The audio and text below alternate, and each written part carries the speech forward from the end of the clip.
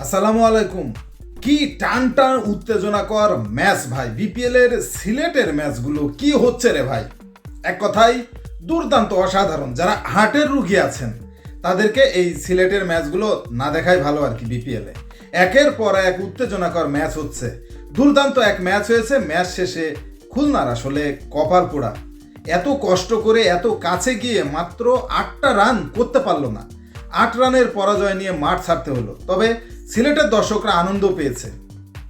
সিলেটের নিজেদের মাঠে খেলা, ভরপুর দর্শক পুরো মাঠ জুড়ে, এবং সিলেট ওই যে প্রথম জয়টা এই সিলেটের মাঠেই পেয়েছে, তারপরের থেকে যেন মোমেন্টামটা পেয়ে গেছে।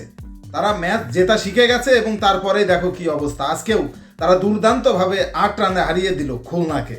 প্রথমে কিন্তু ব্যাট করতে নেমেছিল সিলেট, যদিও শুরুটা রনি তালুকদার 50 দিয়ে করেছে, কিন্তু তার সাথে আসলে এটা বেমানান। 44 বলে 56 রান করেছে রনি তালুকদার, কিন্তু 44 বলে 56 তার করা উচিত ছিল না, আরও বেশি রান করার দরকার ছিল।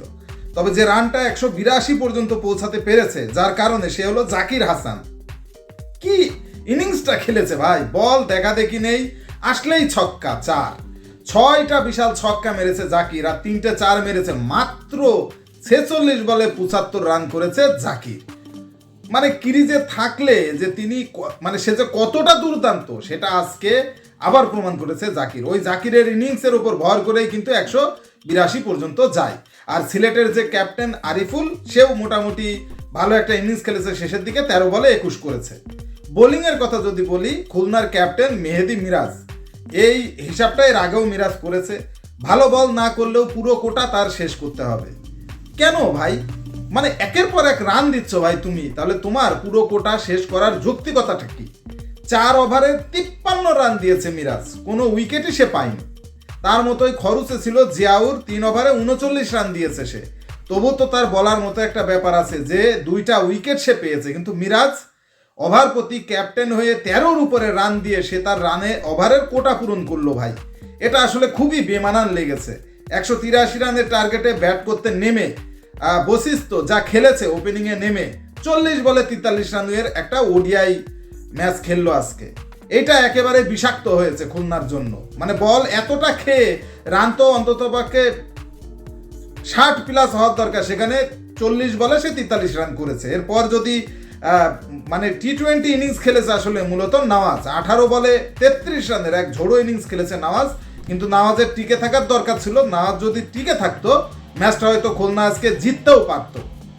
আসলে অঙ্কন শেষের দিকে আরেকটু খেলেছে, 16 বলে 28, এই ছোট দুটো ইনিংসের উপর ভিত্তি করে রানটা কাছিয়ে যায়। শেষ পর্যন্ত 174 রান পর্যন্ত তুলতে সক্ষম হয় খুলনা 9 উইকেট হারিয়ে। শেষ ওভারে জয়ের জন্য দরকার ছিল তাদের 19 রান, 6 বলে 19 রান, হাতে 3 উইকেট।